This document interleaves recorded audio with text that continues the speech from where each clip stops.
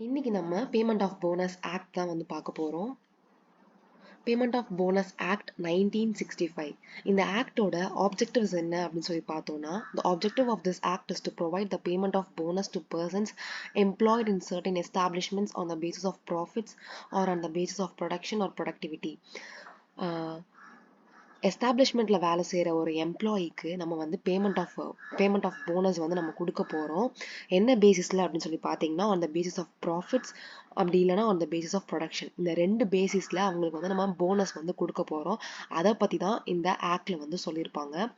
First of all இதை பற்றி நம்ம உள்ள தெரிஞ்சுக்கிறதுக்கு முன்னாடி போனஸ் அப்படின்னா என்னன்னு சொல்லி பார்த்தீங்கன்னா, போனஸ் அப்படிங்கிறது வந்து ஒரு ப்ராஃபிட்டை வந்து அந்த பேஸை விட பேஸை வந்து எக்ஸீட் ஆகும்போது லேபருக்கு வந்து கண்டிப்பாக அந்த ப்ராஃபிட் வந்து கொடுக்கணும். அதுதான் நம்ம என்னன்னு சொல்கிறோம்னு பார்த்தீங்கன்னா போனஸ் அப்படின்னு சொல்லி சொல்கிறோம்.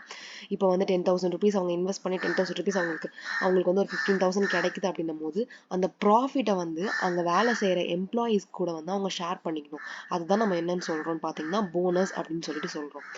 Bonus maybe also customary bonus. இந்த கஸ்டமரி போனஸ் அப்படிங்கிறது என்னன்னு பார்த்தீங்கன்னா, இந்த ஃபெஸ்டிவல் போனஸ்லாம் கொடுப்பாங்கல்ல, அதுதான் நம்ம என்ன சொல்றோம்னா கஸ்டமரி போனஸ் அப்படின்னு சொல்லிட்டு சொல்றோம். இந்த கஸ்டமரி போனஸ் வந்து போனஸ் ஆக்டுக்கு கீழே வந்து வராது. அதனால இது வந்து அந்தந்த எஸ்டாப்ளிஷ்மெண்ட்டை பொறுத்து அவங்க வந்து பே பண்ணலாம், பே பண்ணாமலேயும் இருக்கலாம். நெக்ஸ்ட் பார்த்தீங்கன்னா அப்ளிகபிலிட்டி ஆஃப் த ஆக்ட். இந்த ஆக்ட் வந்து ஹோல் ஆஃப் இந்தியா வந்து அப்ளிகபிள் ஆகுது. அதுக்கப்புறமா இது வந்து யார் யாருக்கெல்லாம் இந்த ஆக்ட் பொருந்தும் அப்படின்னு சொல்லி பார்த்தீங்கன்னா, factories, establishment with more than 20 workers இருக்கிறதுலலாம் இங்கே பொருந்தும். ஒரு வருஷத்துல ஒரே ஒரு நாள் 20 பேர் வேலை பார்த்துருந்தாலும், மற்ற நாள் வந்து 19 பேர் தான் வந்து வேலை பார்த்துருந்தாங்கனாலும் அங்கேயும் இந்த ஆக்ட் வந்து பொருந்தும் அப்படின்னு சொல்லியிருக்காங்க. கவர்மெண்ட் அலோவ் பண்ணா மே பை நோட்டிஃபிகேஷன் இந்த அஃபீஷியல் கெசட் 10 or 10+ இருக்கிற கம்பெனிஸ்க்கும் இந்த ஆக்ட் வந்து பொருந்தும் அப்படின்னு சொல்லிட்டு ஆர்டர் போடலாம் அப்படின்னு சொல்லியிருக்காங்க. எப்போன்னு பார்த்தீங்கன்னா 2 months முன்னாடி நோட்டீஸ் கொடுத்து இதை வந்து அலோவ் பண்ணலாம். அப்போ கூட வந்து 10க்கு கீழே இருந்தா அவங்க வந்து அக்செப்ட் பண்ணிக்க மாட்டாங்க அப்படின்னு சொல்லிட்டு சொல்றாங்க. நெக்ஸ்ட் பார்த்தீங்கன்னா 1 year வந்து 20 ஒர்க்கர்ஸ் இருந்தாங்க, அதனால வந்து நம்ம போனஸ் ஆக்ட் வந்து அலோவ் பண்ணிட்டோம். நெக்ஸ்ட் இயர் வந்து கம்மி ஆகிடுறாங்க, 2 பேர் கம்மி ஆகிடுறாங்க அப்படிங்கிற நேரத்தில் பேமெண்ட் ஆஃப் போனஸ் ஆக்டை விட்டு அவங்களால வந்து வெளியே போக முடியாது. 1 year கொடுத்துட்டாங்கன்னா அவங்க வந்து தொடர்ந்து அது கொடுத்துட்டே தான் இருக்கணும் அப்படின்னு சொல்லியிருக்காங்க. நெக்ஸ்ட் பார்த்தீங்கன்னா டெஃபினிஷன்ஸ். இந்த டெஃபினிஷன்ஸ்ல ஃபர்ஸ்ட் வந்து என்னன்னு பார்த்தீங்கன்னா அக்கௌண்டிங் இயர். இந்த அக்கௌண்டிங் இயர் பத்தி என்னன்னு சொல்றாங்கன்னா, ஒரு காலத்துல வந்து ஒவ்வொருத்தர் வந்து ஒரு அக்கௌண்டிங் இயர் வந்து வச்சிருந்தாங்க. அதாவது பேங்கா இருந்தா அவங்க வந்து ஜான் டு டிசம்பர் அப்படின்னு சொல்லி வச்சிருந்தாங்க. இன்கம் டேக்ஸ் டிபார்ட்மெண்டா இருந்தா அவங்க வந்து ஏப்ரல் டு மார்ச் அப்படின்னு சொல்லி வச்சிருந்தாங்க. பிசினஸா இருந்தாங்கன்னா ஆயுத பூஜை அந்த டைம்ல வந்து வச்சிருந்தாங்க. ஸோ கம்பெனிஸா இருந்தா எந்த பீரியட்ல வந்து ப்ராஃபிட் அண்ட் லாஸ் வந்து அவங்க ப்ரிப்பேர் பண்ணி ஆனுவல் ஜெனரல் மீட்டிங்ல கொடுக்குறாங்களோ அதுதான் வந்து அவங்க அக்கௌண்டிங் இயர் அப்படின்னு சொல்லிட்டு சொல்றாங்க. மற்றபடி அதர்ஸ், மற்றவங்க எல்லாருமே நார்மலா இருக்கவங்க எல்லாருமே வந்து நம்ம வந்து என்ன பண்ணிக்கலாம்னா எது வேணாலுமே அக்கௌண்டிங் இயரா வச்சுக்கலாம். பட் அதை வந்து மாற்றக்கூடாது அப்படின்னு சொல்லியிருக்காங்க. மாற்றணும்னு நினைச்சா ப்ரியராகவே பெர்மிஷன் வாங்கணும். அதாவது யார்கிட்ட நம்ம பெர்மிஷன் வாங்கணும்னு பார்த்தீங்கன்னா ப்ரிஸ்கிரைப்டு அத்தாரிட்டியோட பெர்மிஷன் வாங்கிட்டு தான் நம்ம வந்து மாற்ற முடியும் அப்படின்னு சொல்லியிருக்காங்க.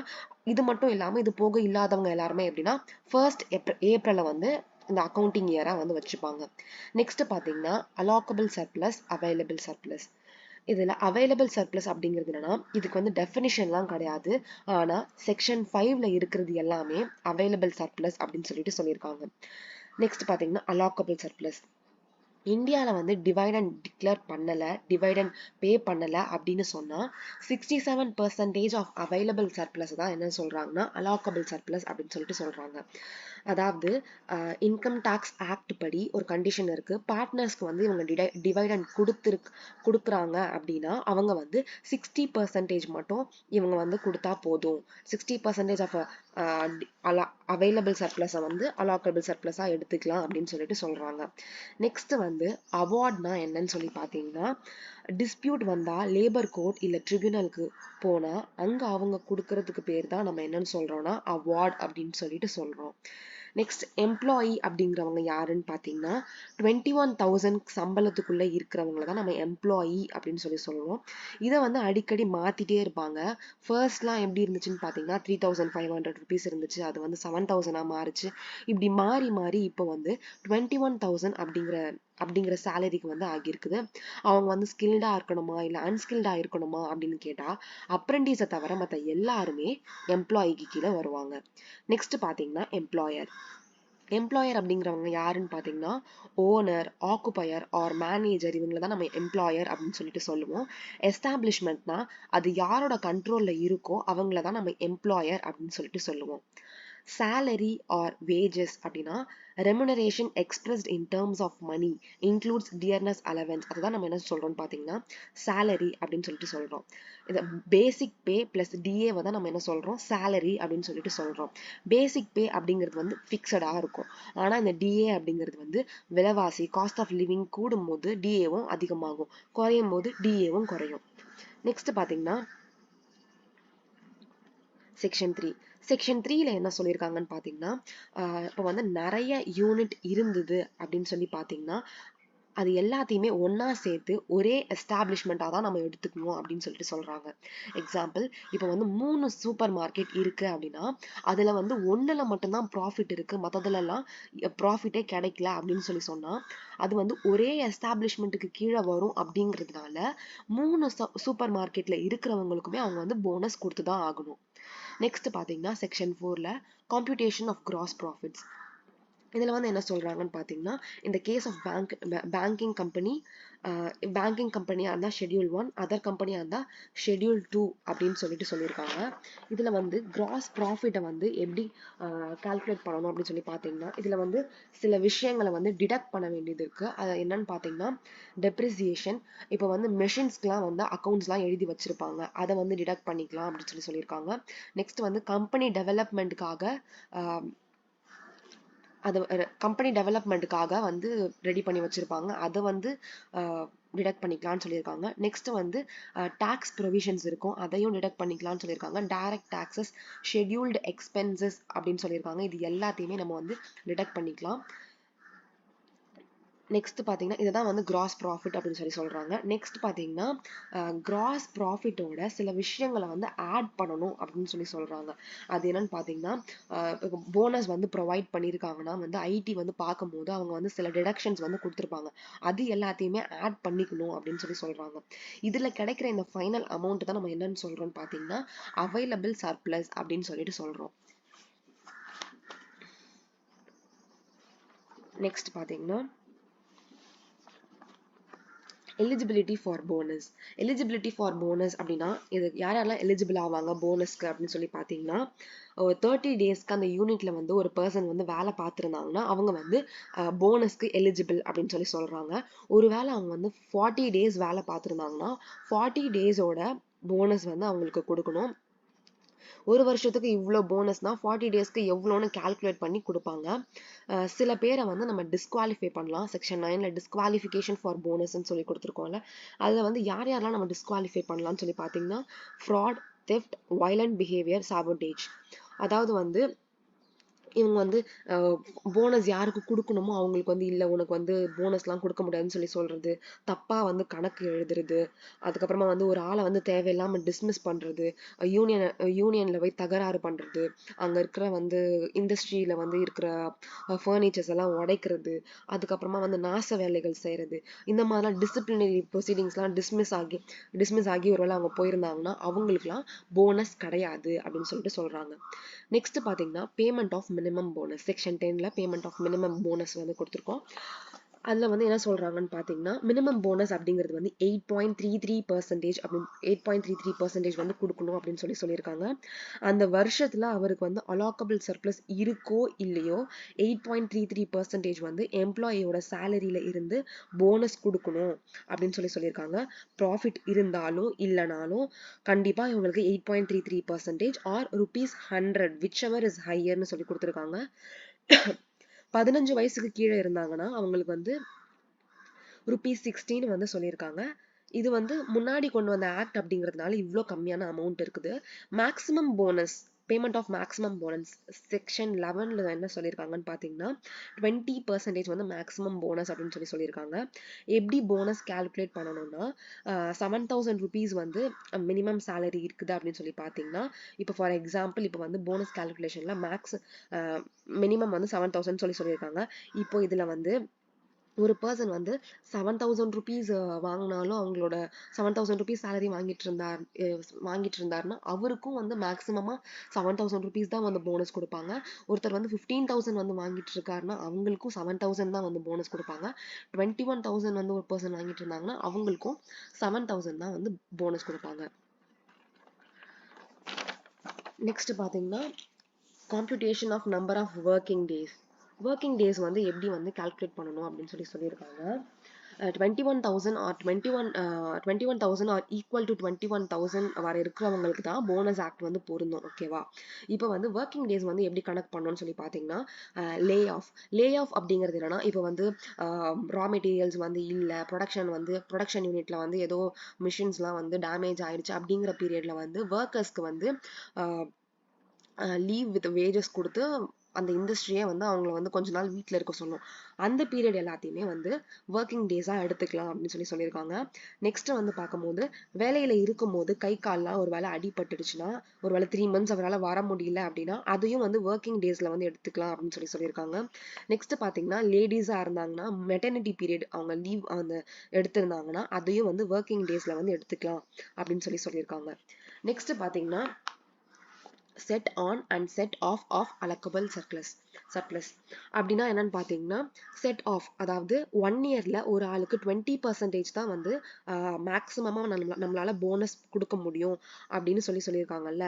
ஆனா அந்த பர்சன் வந்து 40%க்கு வந்து எலிஜிபிளா இருக்காங்க. எதனாலன்னு பார்த்தீங்கன்னா அவங்க வந்து ஆர்கனைசேஷனுக்கு வந்து அவ்வளோ ப்ராஃபிட் வந்து எடுத்து கொடுத்துருக்காங்க அந்த பர்டிகுலர் இயர்ல. ஓகேவா? அப்படிங்கிறதுனால அவர் வந்து பயங்கரமா மேக்ஸிமம் போனஸே 20% தான். ஆனா அவர் வந்து பயங்கரமா வேலை செஞ்சிருக்காரு. ஸோ அவருக்கு வந்து நம்மளால 40% அளவுக்கே அவருக்கு வந்து போனஸ் கொடுக்க முடியும் அப்படிங்கிற ஒரே காரணத்தினால நம்மளால வந்து 40% போனஸ் வந்து அவருக்கு வந்து நம்மளால கொடுக்க முடியாது. அதுக்காக தான் இந்த செட் ஆன் செட் ஆஃப் அப்படிங்கிற மாதிரியான ஒரு விஷயத்தை கொண்டு வந்திருக்காங்க. அப்படின்னா இப்போ இந்த வருஷம் அவர் வந்து எவ்வளவு பயங்கரமா வேலை செஞ்சிருந்தாலுமே அவருக்கு வந்து நம்மளால 20% மட்டும்தான் கொடுக்க முடியும். அதனால நம்ம என்ன பண்ணிடுவோம்னா இந்த இயர் அதாவது 2023 இருக்காங்கன்னா 2023 நம்ம என்ன பண்றோம், அவங்களுக்கு வந்து 20% கொடுத்துருவோம். ஆனா நெக்ஸ்ட் இயர்ல அவரு வந்து ஒழுங்காவே வேலை செய்யல, ரொம்ப சூப்பரான பெர்ஃபார்மன்ஸ்லாம் கொடுக்கல அப்படிங்கிற பட்சத்துல அவருக்கு வந்து நம்ம மேக்ஸிமம் போனஸ் கொடுக்க போறது இல்ல, 8.33 அந்த மாதிரி தான் நம்ம கொடுக்க போறோம். அப்படிங்கிற நேரத்துல என்ன பண்ண போறோம்னா அவர் லாஸ்ட் இயர் பயங்கரமா வேலை செஞ்சு அவர் 20% 40% அளவுக்கு அவர் வேலை செஞ்சதுனால அதுல இருந்து நம்ம எடுத்து இவருக்கு என்ன பண்ண போறோம்னா 20% 8.33 கொடுக்க வேண்டிய இடத்துல நம்ம என்ன பண்ண போறோம்னா 20% ஆஃப் மேக்ஸிமம் போனஸை வந்து நம்ம அவருக்கு கொடுப்போம். இதை தான் நம்ம என்ன சொல்றோம்னு பாத்தீங்கன்னா set on and set off of allocable surplus அப்படின்னு சொல்றோம். அதாவது இப்போ இந்த வருஷம் 20% 40% அளவுக்கு வேலை செஞ்சிருக்காரு. ஆனா வந்து மேக்ஸிமம் போனஸ் 20%ன்றதுனால நம்ம என்ன பண்றோம் 20% மட்டும் கொடுத்துட்டு நெக்ஸ்ட் இயருக்கு அதை வந்து கேரி ஃபார்வர்ட் பண்றோம். இந்த கேரி ஃபார்வர்ட் பண்றது வந்து எத்தனை வருஷத்துக்கு கொண்டுட்டு போகலாம் அப்படின்னு சொல்லி பாத்தீங்கன்னா 5 yearsக்கு வந்து நம்ம கொண்டுட்டு போகலாம். இதே தான் இது ஆப்போசிட்லயும் அவங்க வந்து ஒழுங்கா வேலை செய்யல அப்படிங்கிற பீரியடும் இது அப்படியே நம்ம ஆப்போசிட்டா நம்ம வந்து பண்ணிக்கலாம். நெக்ஸ்ட் பாத்தீங்கன்னா ஸ்பெஷல் ப்ரொவிஷன்ஸ்ல வந்து special provisions with respect to certain establishment.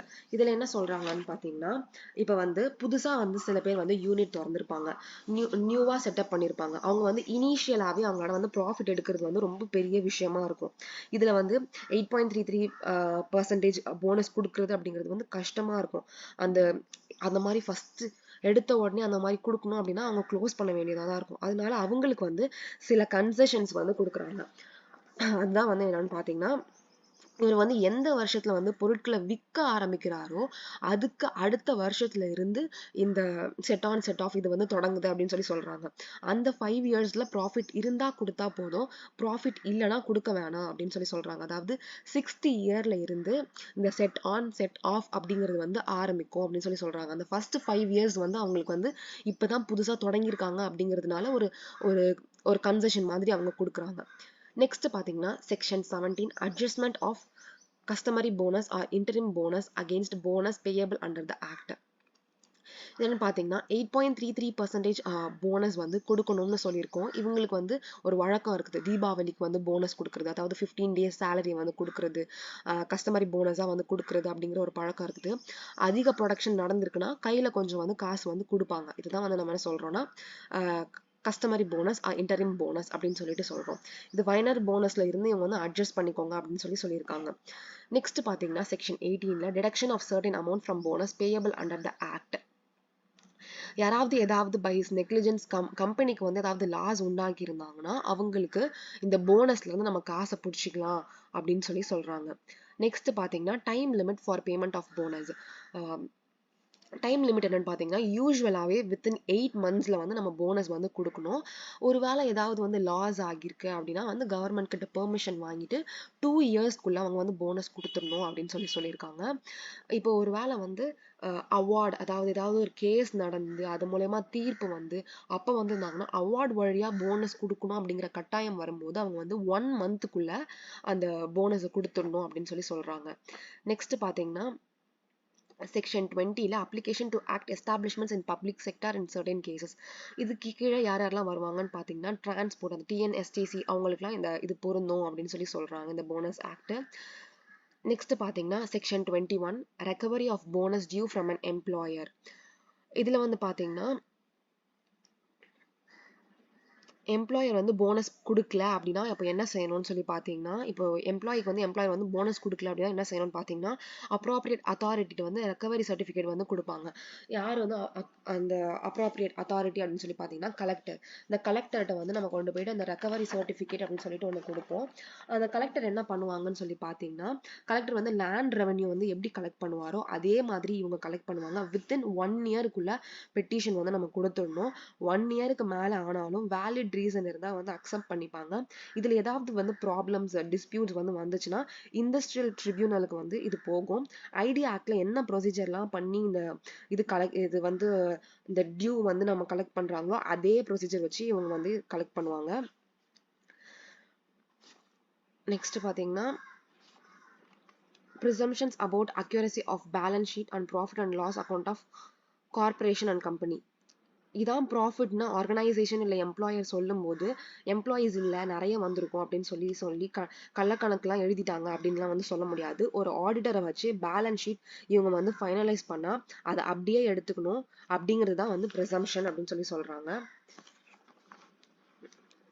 Next பாத்தீங்கன்னா வந்து இன்ஸ்பெக்டர்ஸ் அப்படிங்கிறவங்க வந்து அப்ராப்ரியேட் கவர்மெண்ட் வந்து இதுல வந்து இதெல்லாம் வந்து கரெக்டா நடக்கணும், கரெக்டா வந்து போனஸ்லாம் கொடுக்கணும் எம்ப்ளாயீஸ்க்கு அப்படிங்கிறதுக்காக இது வந்து ஒழுங்கா நடக்குதா அப்படின்னு பாக்குறதுக்காக அப்பாயிண்ட் பண்ண பர்சன் தான் வந்து இன்ஸ்பெக்டர் அப்படின்னு சொல்றாங்க.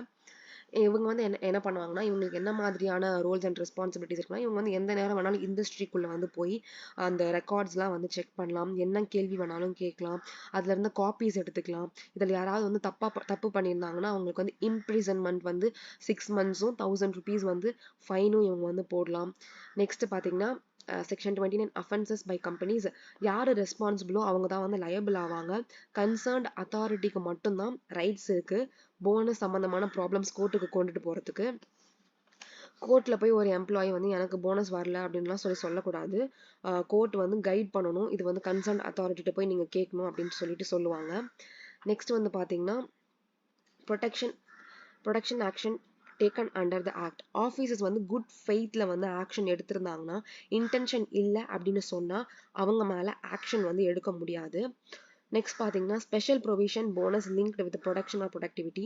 இப்போ வந்து பீஸ் ரேட் இத்தனை பீஸ் செஞ்சிருக்கோம் அப்படின்னா இவ்வளோ போனஸ் அப்படிங்கிற மாதிரி நம்ம கொடுக்கலாம். ஃபார் எக்ஸாம்பிள் ஷர்ட்னா இப்போ எவ்வளோ ஷர்ட் செய்யறோமோ அவ்வளோ போனஸ் கொடுக்கலாம். பட் அங்கேயும் எப்படின்னா மினிமம் வந்து 8.33%, மேக்ஸிமம் வந்து 20% வந்து போனஸ் வந்து கொடுக்கணும். நெக்ஸ்ட் பாத்தீங்கன்னா செக்ஷன் 32ல act not to apply to certain cases of employees. சில இன்ஸ்டிடியூஷனுக்கு வந்து இந்த போனஸ் ஆக்ட் வந்து பொருந்தாது அப்படின்னு சொல்றாங்க. அது எங்கெல்லாம் பாத்தீங்கன்னா red cross, industrial, finance corporation, central government இந்த இடத்துலலாம் வந்து இது பொருந்தாது அப்படின்னு சொல்றாங்க.